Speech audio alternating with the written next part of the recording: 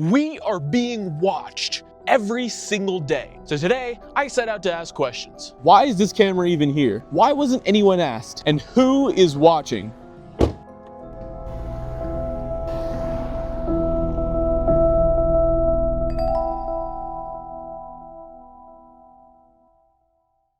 First thing I wanted to figure out is how many of these things are actually out there.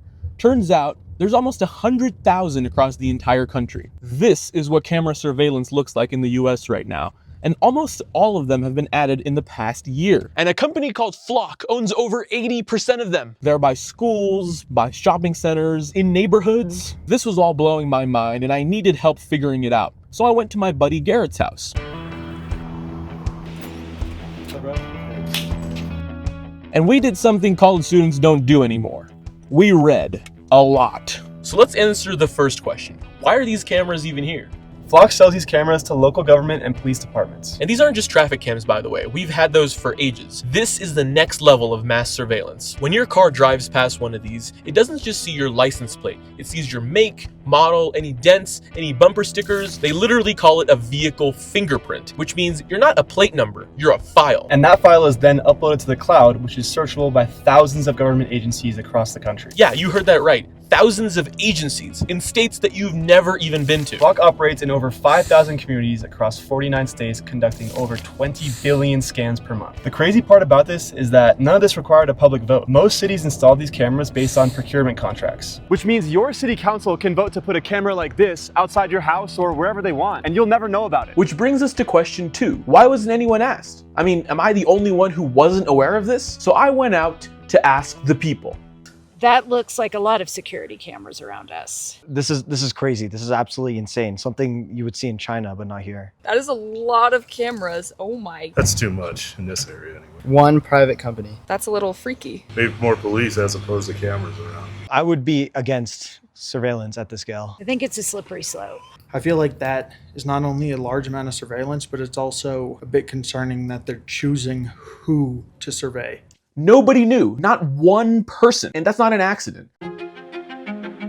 There's no legal requirement to notify the public when one of these cameras goes up. Flock's own legal defense says that you shouldn't expect privacy while in public. And to be fair, these cameras do solve crime. Stolen cars get recovered, Amber Alerts get resolved faster. The police end up finding somebody who needs to be found even faster because of the Flock network. A county in Georgia reported a 60% decrease in crime after the Flock cameras were deployed. So this isn't just a cameras are bad argument. The question is, was the trade-off worth it? Nobody asked you if it was. What if the cameras catch you every morning going into work, catch you going in to eat, catch you going to church? Now that's not just one photo, that's a map of your life. The Supreme Court dealt with this argument in 2018. They ruled that even if each data point is public, aggregating it into a continuous record of somebody's movements is constitutionally different. It can trigger Fourth Amendment protections. Flock hasn't caught up to that ruling, and neither has any federal law. Now the question that we've all been waiting for.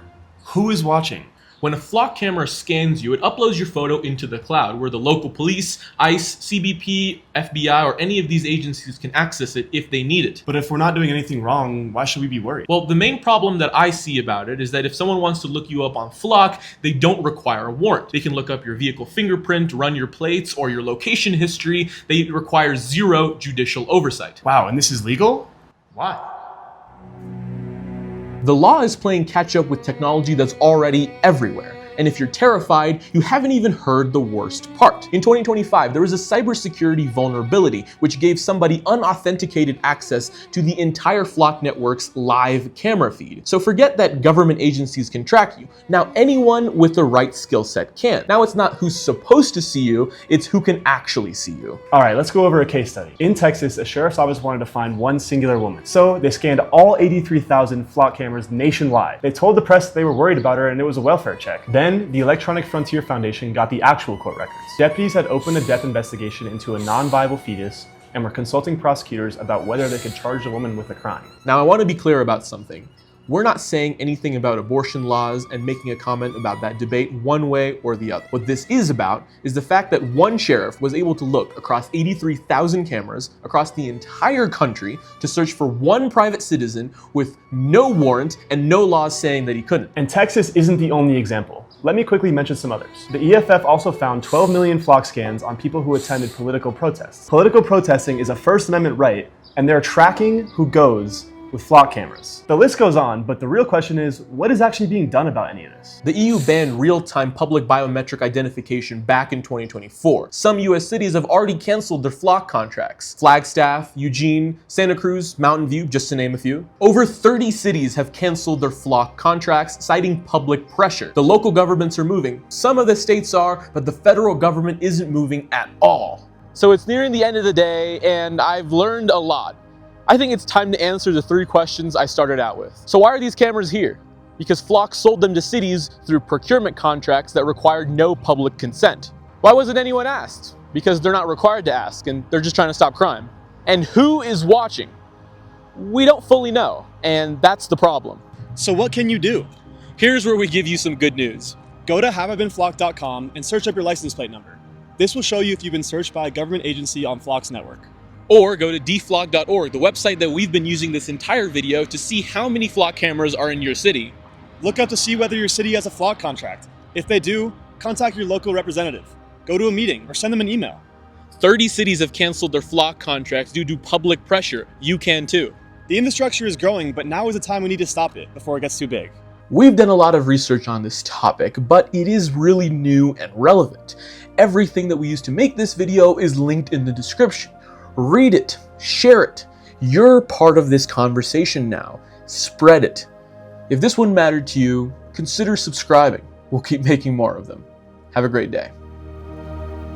But it would have been perfect, I didn't say that.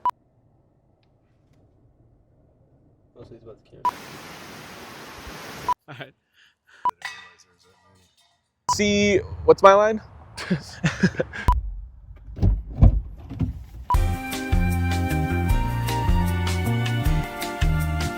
One day wonder, baby. That's not even a... We pulled up the deflock map. Dude, see, I just can't. I just can't. Just hold it. Hypothetical. If it'll work, it'll work.